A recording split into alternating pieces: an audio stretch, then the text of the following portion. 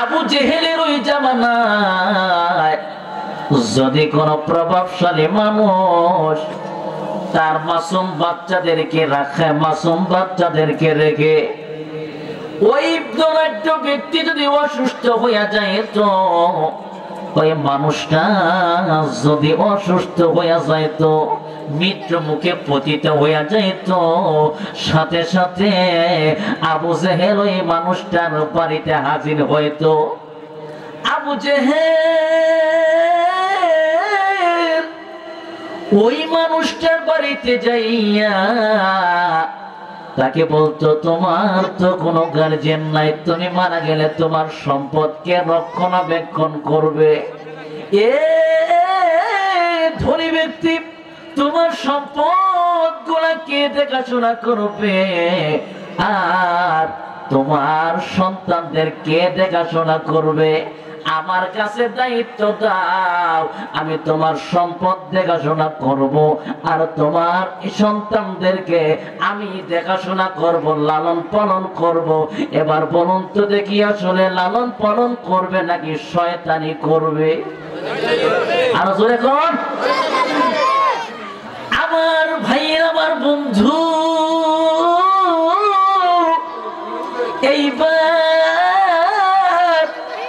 এই কথা বলার পর আল্লাহ পাকের বান্দা মনে মনে চিন্তা করে, হায় হায়, এই মক্কার জমিনে আবু জেহেলের চাইতে পাওয়ারশীল কোনো মানুষ তো নাই, আবু জেহেলের সামনে কোনো মানুষ নাই। আমার সন্তানের দায়িত্ব ভার যদি আবু জেহেল নেয়, তাহলে আমার সন্তানের কোনো টেনশন থাকবে না, আমার সন্তানের কোনো চিন্তা থাকবে না। আমার ভাইয়ের, আমার বন্ধু, এই চিন্তা করে সন্তান আর সম্পদ সবকিছু আবু জেহেলের কাছে দেওয়ার পরে, আবু জেহেলকে দিয়ে দেওয়ার পরে, আল্লাহর বান্দা যখন এই দুনিয়া থেকে চিরবিদায়ী হয়ে চলে যায়, আর চিরবিদায়ী হয়ে চলে যাওয়ার পর আবু জেহেল ওই এতিম সন্তানদেরকে গলা ধাক্কা দিয়ে বের করে দেয়। নাউজুবিল্লাহ কোন? আরেকটু জবান খুলে পড়েন নাউজুবিল্লাহ। আমার ভাইয়ের, আমার বন্ধু,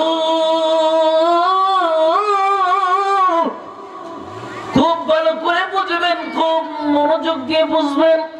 একদিন আমার নবীর কাছে দুইজন এতিম যাইয়া হাজির হইছে। জোরে জোরে কন্যা মারহাবা। কয়জন এতিম? দুইজন এতিম যাইয়া আমার নবীর দরবারে হাজির হয়ে গেছে। যে আমার নবীকে বলতেছে, নবী গো, আমাদের কিছু মাল, কিছু সম্পদ আবু জেহেলের কাছে আছে, কিন্তু আবু জেহেল আমাদের গলা ধাক্কাতে বের করে দিছে। আপনি একটু চলেন, আপনি যাইয়া যদি আবু জেহেলকে বলেন, আমাদের বিশ্বাস আবু জেহেল দিয়ে দিবে। সুবহানাল্লাহ কোন?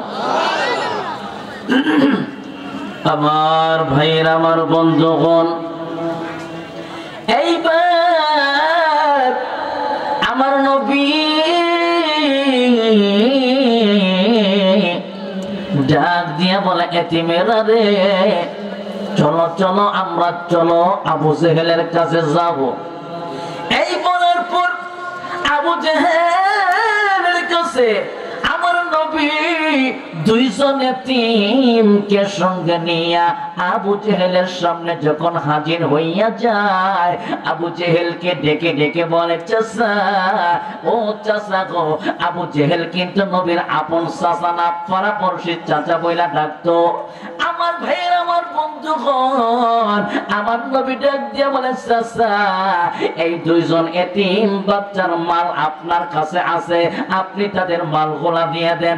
আমার ভাইরা, সাথে সাথে আবু জেহেল অস্বীকার করে, সাথে সাথে অস্বীকার করে।